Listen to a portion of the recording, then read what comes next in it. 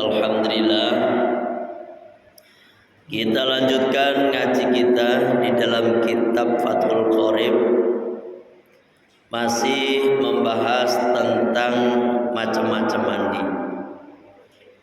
Macam-macam mandi sunnah, yakni apabila kita kerjakan macam-macam mandi ini, maka kita akan dapat pahala. Sebagaimana yang sudah kita bahas sebelumnya, macam-macam mandi itu semuanya ada 17. Yang pertama yaitu mandi hari Jumat, bagi orang yang mau menghadiri sholat Jumat. Waktunya sejak fajar shodiq sampai pelaksanaan sholat Jumat. Yang kedua, mandi hari raya Idul Fitri. Yang ketiga, mandi hari raya Idul Adha. Gitu. Kapan masuknya waktu mandi Idul Fitri, Idul Adha ini? Yaitu pertengahan malam. Pertengahan malam. Kalau 1 Syawal berarti malam 1 Syawal. Kalau Idul Adha berarti malam 10 Dzulhijjah.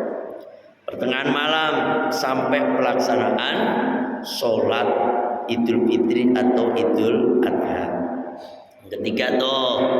Yang keempat, istisqa, mandi istisqa ay talabu syuqya minallah, yaitu mandi ketika kita ingin meminta hujan dari Allah.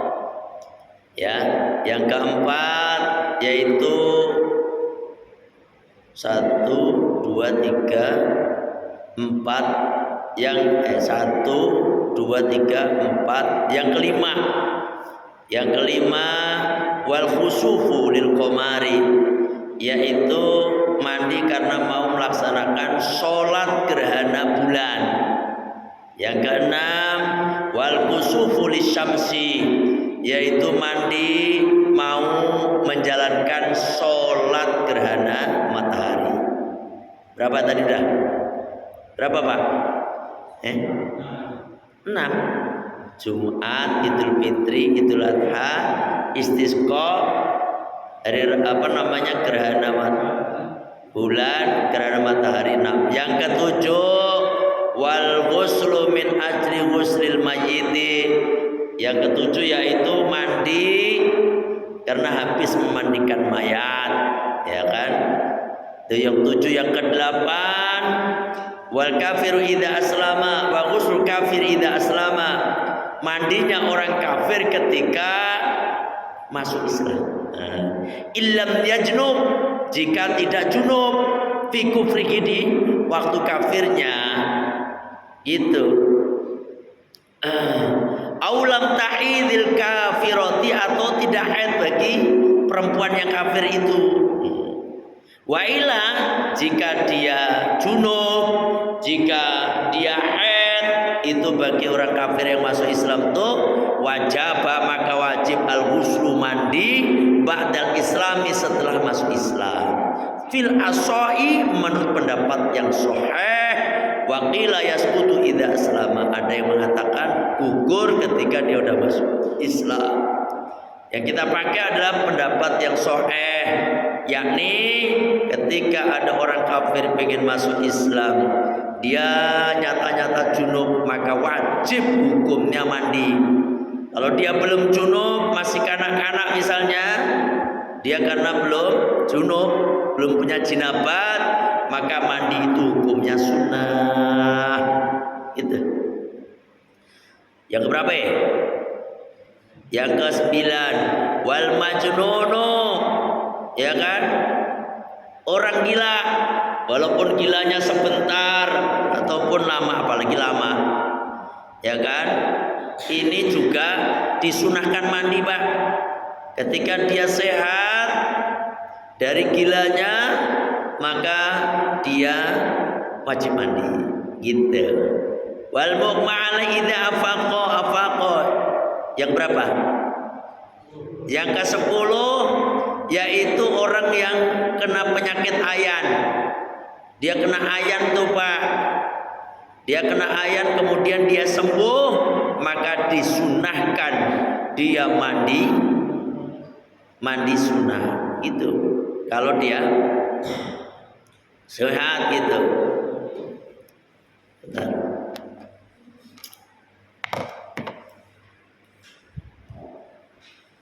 Walam yatahaqqaq, itu pun kalau tidak nyata-nyata min guma dari yang majnun dan yang ayan tadi. Orang yang gila sama orang yang ayan tadi tidak nyata-nyata min guma dari keduanya inzalun keluar mani. Fa'in tahaqqaqa, jika nyata-nyata min guma dari keduanya inzalun keluar mani, wajib maka wajib al-ghuslu mandi ala kulli min guma, atas tiap-tiap dari keduanya gitu. Jadi kalau emang orang gila tadi nyata-nyata waktu gilanya adalah dia keluar mani, atau orang yang kena ayan waktu pas lagi ayannya dia keluar mani, wajib hukumnya dia mandi wajib gitu, mandi junub berarti. Tapi kalau nggak keluar mani berarti hukumnya sunnah. 10. 11. Wal ghuslu inda iradatil ikhrami, mandi ketika hendak berihram. Hendak berihram Pak, yakni ketika mau berihram ya. Ketika mau berihram pakai pakaian ihram ya kan, mau haji ataupun umroh, sebelum dia niat maka disunahkan mandi. Sebelum dia niat, kalau orang haji berarti nawaitul hajja wa ahramtu bihi lillahi ta'ala. Kalau orang umrah berarti nawaitul umrata wa ahramtu biha lillahi ta'ala. Sebelum niat itu disunahkan untuk mandi, itu Pak. Disunahkan untuk mandi. Insyaallah. Sunnah itu waktu ihram. Terus wala farqa fi hadzal ghusli, tidak ada bedanya pada mandi ini baina baligin, di antara orang yang sudah balik wa ghairihi, dan orang yang belum balik. Wala baina majnunin, dan tidak ada bedanya antara yang gila wa aqilin dan yang berakal. Wala baina taqirin wa haidin, tidak ada bedanya antara yang suci dan yang lagi haid. Fa illam yajid al muhrimu, maka jika tidak mendapati orang yang mau berihram tadi al ma'a pada air tayammama, maka dia hendaknya tayammum. Itu ya dah. Ini jadi nyuwun sewu Pak, jadi ini sedikit cerita tentang pelaksanaan haji ya, dari awal sampai akhir nih, biar walaupun mungkin Bapak belum haji, ada yang udah haji nih? Belum? Kalau umrah Pak Arif sama Pak Mupid, yang lainnya belum, menyusul insya Allah. Menyusul ya. Ini saya ceritain, kalau ini kan karena membahas tentang mandi. Pelaksanaannya ini nanti sebenarnya nanti sampai ke bawah ini berhubungan dengan haji dan umroh sebabnya mandi itu. Nih sebenarnya pelaksanaan umroh itu singkat Pak, ya singkat. Paling kalau kita lakukan itu ya setengah hari deh, ya toh. Karena rukun umroh itu kita berniat sekaligus berihram tuh di mana? Di mikot makani namanya. Di suatu tempat yang ditentukan oleh Kanjeng Nabi untuk niat. Gak boleh niatnya di hotel gitu. Jadi di tempat yang sudah ditunjuk dan ditentukan oleh Kanjeng Nabi. Paling dekat itu di Tanim.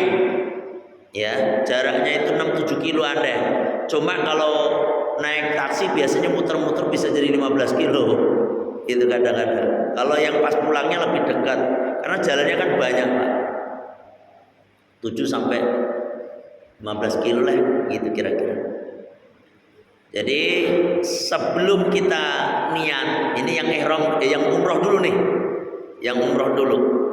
Sebelum kita niat berumroh, ya toh, kita mandi dulu. Itu namanya sunnah hukumnya. Mandi. Mandi. Setelah mandi, kemudian kita berangkat ke sana, ke mikot tadi, tempat yang ditentukan oleh Kanjeng Nabi untuk niat berihram. Ya, niat berihram. Sampai di sana, ya kita mandi dulu di hotel. Boleh juga mandinya di masjid yang dimana kita niat itu. Misalnya di Tanim. Berarti di Tanim itu Masjid Aisyah namanya. Ya. Mandi di situ sunnah hukumnya. Setelah itu sholat 2 rakaat. Sholat ihram namanya. Sholat ihram. Ya. Jadi pelaksanaannya seperti itu, Pak. Misalnya saya kemarin batalin, ini baru pulang yang minggu kemarin saya itu ya, umroh plus Cina itu. Jadi kita mandinya bisa di hotel, terus habis mandi itu, sebabnya kalau nanti kita mandi di tempat Masjid Aisyah, itu kita ditungguin taksi nanti. Kecuali taksinya itu cuma 1 perjalanan. Biasanya itu taksi itu PP, Pak. 1 orang 20 real. Kalau dirupiahkan 100.000 kurang lebih. 100.000. Taruhlah kita mandi di hotel, mau umroh atau mau batal umroh untuk nenek kita, kakek kita, ibu kita, bapak kita. Mandilah kita. Setelah mandi, niatnya gitu. Nawaitul husla lil ihrami sunnatan lidah. Gitu. Saya berniat mandi karena ihram. Ya. Sunnatan lidah. Setelah mandi, terus kita nyari taksi. Nyari taksi, Pak. Taruhlah ini ngambil mikotnya itu di Tanim. Di Tanim yang paling dekat. Karena mikot itu ada di Tanim paling dekat, ada di Ji'ronah, ada di Hudaybiyah, ada di Qornul Manazil. Kalau orang dari Madinah, dari di Bir Ali atau Dzulhulaifah. Ini kita nyari, taruhlah kita ke Tanim aja ya, kita mandi, itu sunnah. Terus kita berangkat naik taksi sampai di Masjid Tanim atau Masjid Aisyah, kita sholat 2 rakaat. Sholat apa? Sholat ihram. Sholli sunatal ihrami raka'ataini lillahi ta'ala, Allahu akbar. Rakaat pertama membaca Al-Kafirun, rakaat kedua membaca Al-Ikhlas. Itu selesai. Assalamualaikum warahmatullahi. Assalamualaikum warahmatullahi. Kalau biasanya saya, Pak, yang pertama sholat tahiyatul masjid, yang kedua baru sholat sunnah ihram. Setelah itu baru niat. Misalnya saya batalin Bapak Rahmat misalnya, nggak ada namanya Rahmat kan? Ada nggak? Ini misalnya saya batalin Rahmat bin Abdul bin Rahmat bin Ahmad misalnya. Jadi setelah saya sholat 2 rakaat tadi, ya toh, sholat surah ihram, saya berniat nawaitul umrota an almarhum Bapak Rahmat bin Bapak Ahmad wa ahramtu biha lillahi ta'ala. Gitu caranya, Pak. Wa ahramtu biha lillahi ta'ala. Udah labbaik Allahumma labbaik labbaik la syarika lak labbaik innal hamda wan ni'mata laka wal mulk la syarika lak. Itu dibaca talbiyah terus-terusan sampai kita balik ke taksi yang nganterin kita tadi. Dia nungguin, Pak. Biar gak salah, taksinya kita foto dulu. Takut kita salah nanti diomelin orang sampai gak datang-datang. Kita foto nomor mobilnya. Nah, kita terus naik mobil.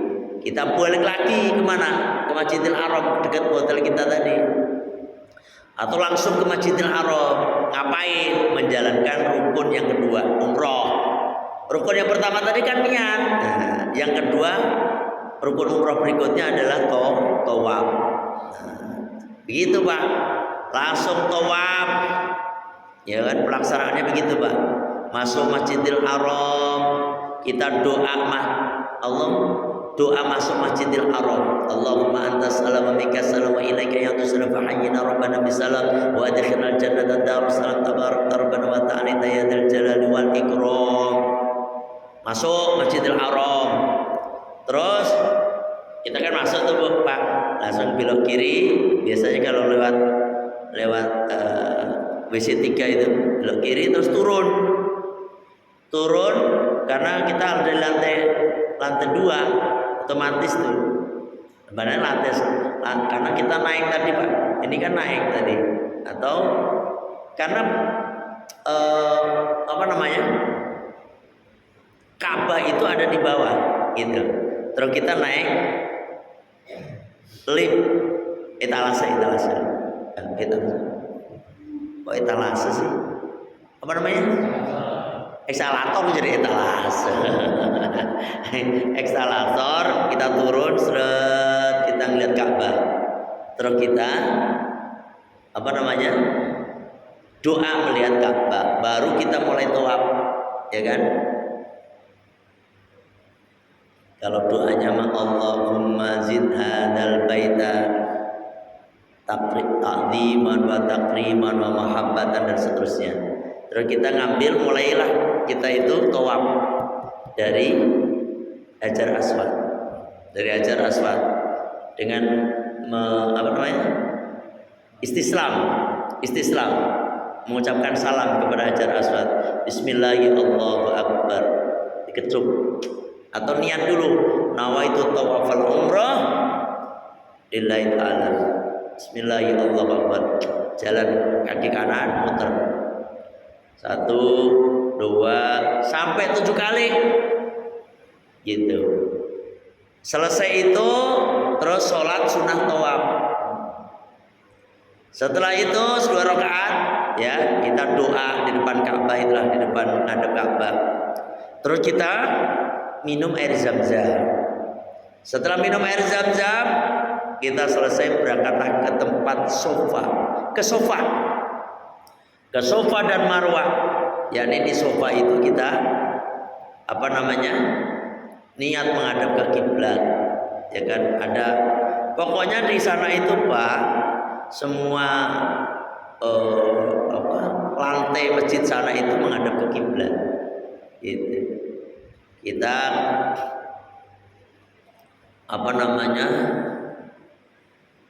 sebelum naik ke Bukit Sofa kita membaca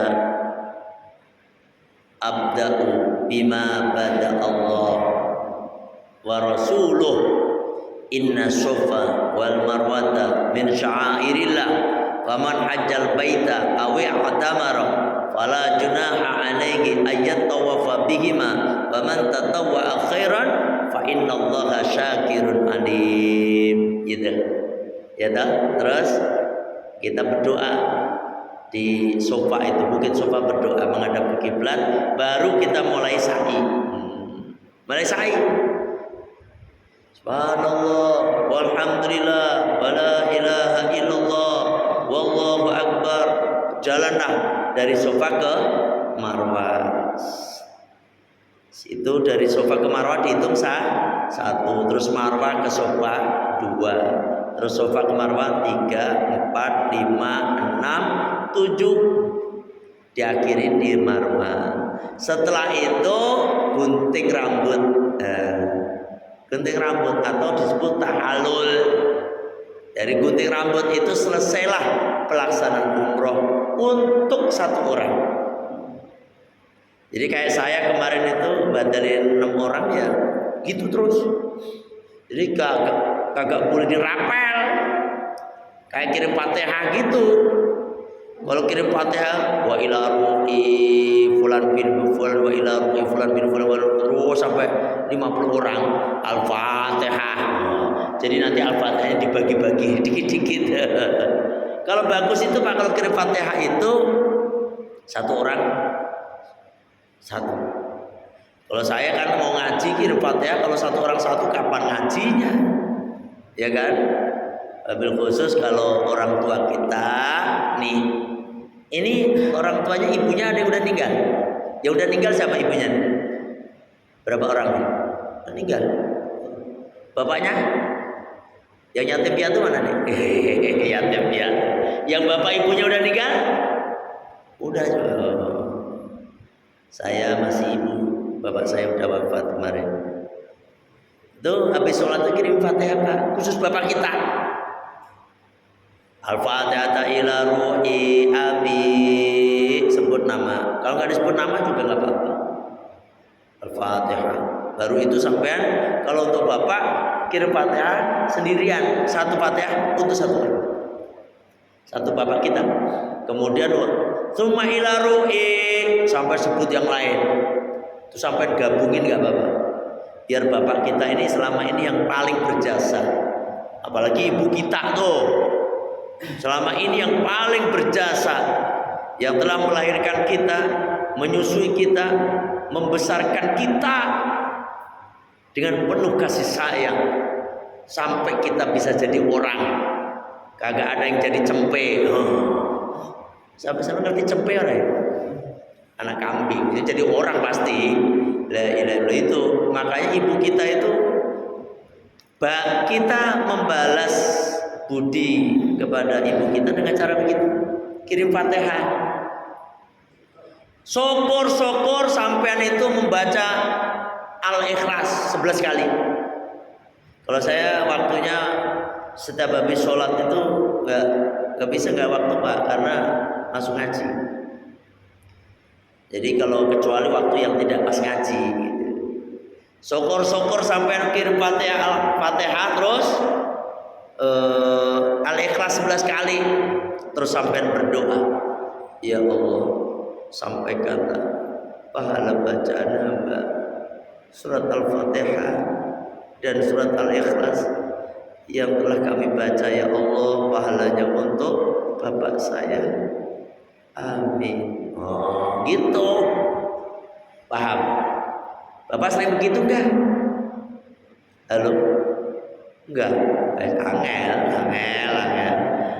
Warisannya gelem, warisannya mau kirim Fatihah kagak mau kepriwe. Wah, bapak saya kagak punya warisan. Walaupun bapak kita gak punya warisan, ingat Pak, bapak ibu kita udah berjasa besarkan kita, menyekolahkan kita. Ada yang sampai sarjana, minimal sampai SMA deh. Ya Allah, ibu kita nih lebih baik tidak makan kalau lebih baik dia sendiri tidak makan daripada anaknya gak makan. Betul apa benar? Itu seorang ibu Pak. Makanya kadang-kadang ibu itu kalau pengajian tasnya penuh dengan makanan. Ada nggak gitu? Kalau laki-laki mah kagak, bapak-bapak mah kagak ada bapak-bapak masukin makanan ke tas gitu, nggak ada. Tapi kalau ibu-ibu saya perhatiin sendiri itu Pak. Tapi saya pura-pura nggak tahu aja. Saya kan pura-pura nggak tahu. Kadang-kadang ya Allah, kan saya ngisi pengajian ibu-ibu banyak tempat ya.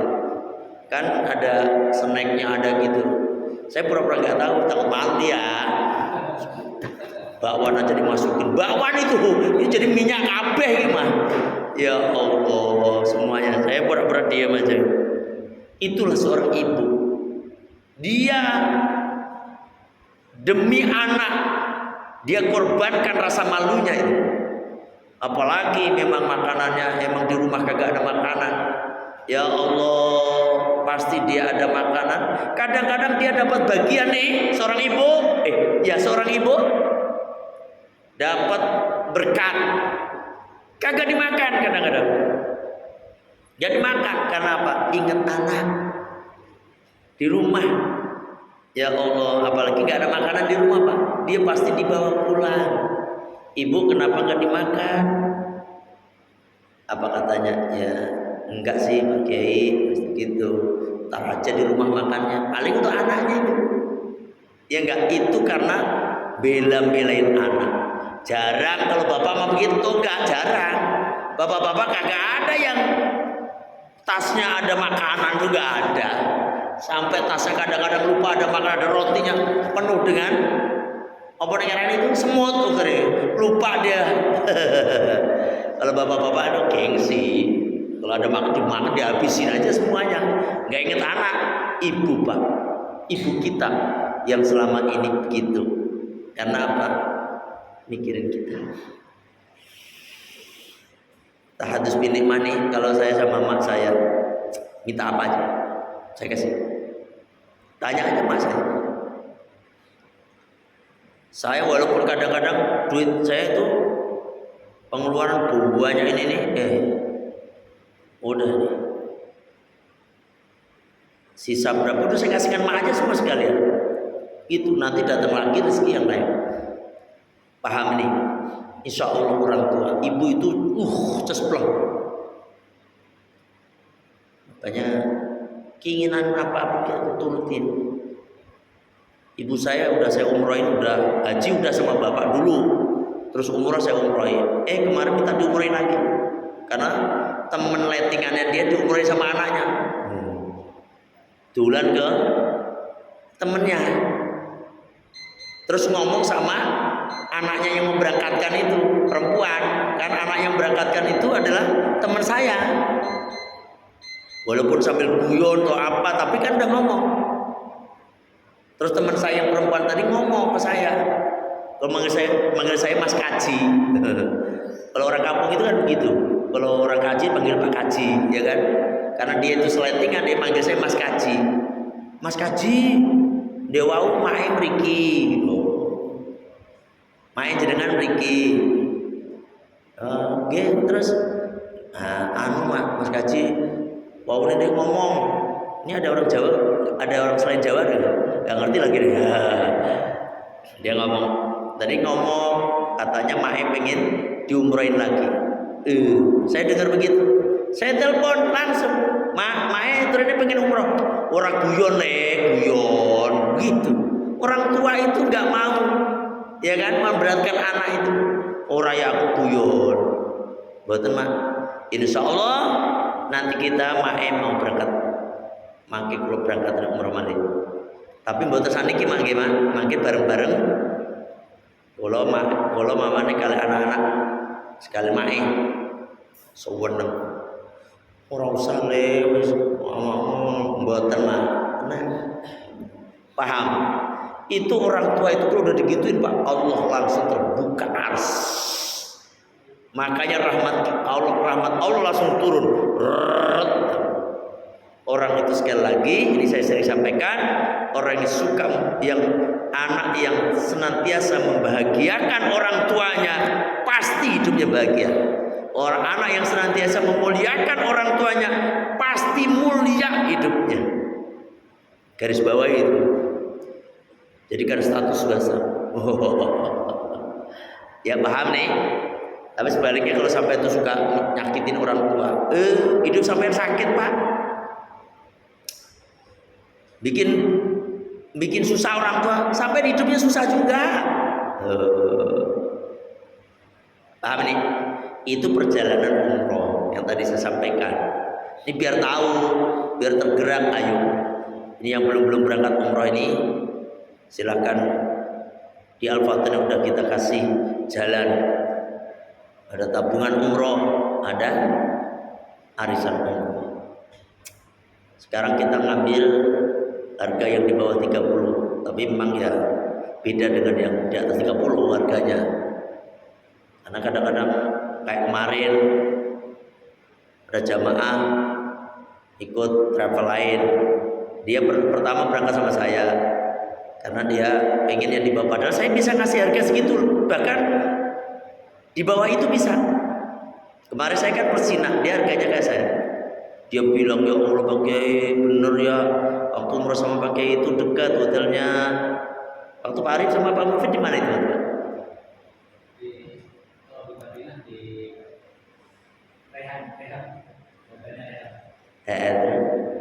Terus di kayaknya saya sendiri udah lupa Pak, saya kan sama belum.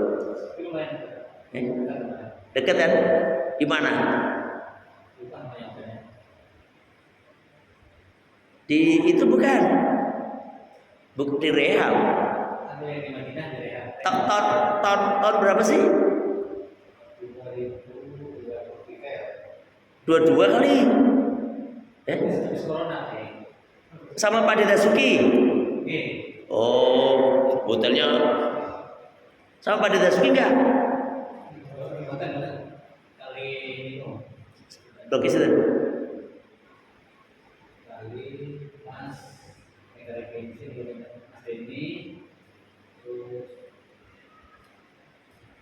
Oh, Pak Denny. Oh iya. Saya udah lupa. Bis Corona.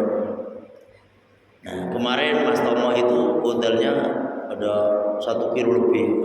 Jalannya udah capek. Kalau kita nggak pernah, paling 100-200 meter itu paling jauh. Ada yang paling dekat lagi ada. Itu paham ya? Karena harga itu tidak bohong, ya kan? Capek kalau hotel itu sampai sekilo lebih, nanti malas ke masjid ujung-ujungnya. Saya kira ada yang nanya nggak deh? Ada yang nanya? Ini nanti haji tadi mandi perpasan umroh. Insya Allah tahun bulan depan. Insya Allah ya. Cuma kelihatannya itu bulan depan itu saya berangkat umroh lagi, tapi plus Mesir. Makanya minggu pertama lagi tanggal 2 lagi tuh. 2 Desember itu kelihatannya awal-awal itu pas ngaji di sini. Nanti kita lihat deh yang enaknya gimana. Terus misalnya orang ngaji sebulan sekali udah bisa libur, nanti bisa dikondisikan yang kayak kemarin misalnya diganti di malam lain, tapi yang lain itu juga saya korban berarti, tapi kan dia udah mingguan gitu kan, entah jadi malam Kamis gitu, nanti biar nggak libur Pak. Tadi ngaji juga kagak ada pengumuman, kagak ada yang ngasih tahu tadi. Tapi ngaji tapi nggak ngasih lali kabeh. Lali kok kompak. Pasukan nggak ngasih tahu, Pak Arif nggak ngasih tahu, Pak Mubin nggak ngasih. Biasanya yang ngasih tahu itu kan itu Pak Gito kadang-kadang. Nah ini mah nggak ada yang ngasih tahu belas.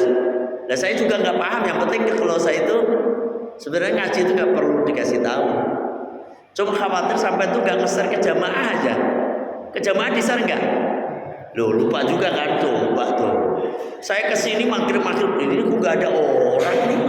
Kepriwe terus saya WA-in aja Pak Arif tuh, Pak Mufid, Pak Gito, Pak Sopan saya. Sekarang ngaji kan saya gitu ya. Takutnya ternyata lupa bener toh. Ya nggak apa-apa. Nanti kita yang penting ngaji istiqomah. Ya saya kira sampai di sini ngaji kita. Insyaallah nanti untuk pertemuan berikutnya itu nanti maju entah berapa enaknya gimana nanti. Biar nggak libur Pak. Biar nggak libur. Karena itu kapan lagi kita ngaji kalau nggak kita seperti ini, ya kan? Bapak-bapak di sini ngajinya selain malam ini kapan? Lah iya toh, itu coba juga. Kalau sampai 40 hari kita nggak ngaji itu dikhawatirkan nyuwun sewu hati kita jadi keras. Minimal sebulan sekali dia ngaji, minimal gitu. Sekaligus nanti besok minggu depan tanggal 9 November ini seperti biasa kliwonan di Al-Fataniyah. Ya, pagi minggu kliwon tanggal 9 ini tolong bagi bapak-bapak dan ibu-ibunya ya, anak-anaknya diajak untuk zikir di Al-Fataniyah minggu kedua, minggu depan ini. Sekarang kan minggu nih, besok minggu depan. Ya. Silakan datang. Saya kira cukup sampai di sini. Kita tutup majelis kita dengan baca sayyidul istighfar. Bismillahirrahmanirrahim. Allahumma anta rabbi la ilaha illa anta khalaqtani wa ana 'abduka wa ana 'ala ahdika wa wa'dika mastata'tu a'udzu bika min syarri ma sana'tu abu laka bi ni'matika alayya wa abu'u bi dhanbi faghfir li fa innahu la yaghfiru dzunuba illa anta astaghfirullahal azim astaghfirullahal azim subhanaka allahumma wa bihamdika asyhadu an la ilaha illa anta astaghfiruka wa atubu ilaik. Alhamdulillah. Assalamualaikum warahmatullahi wabarakatuh.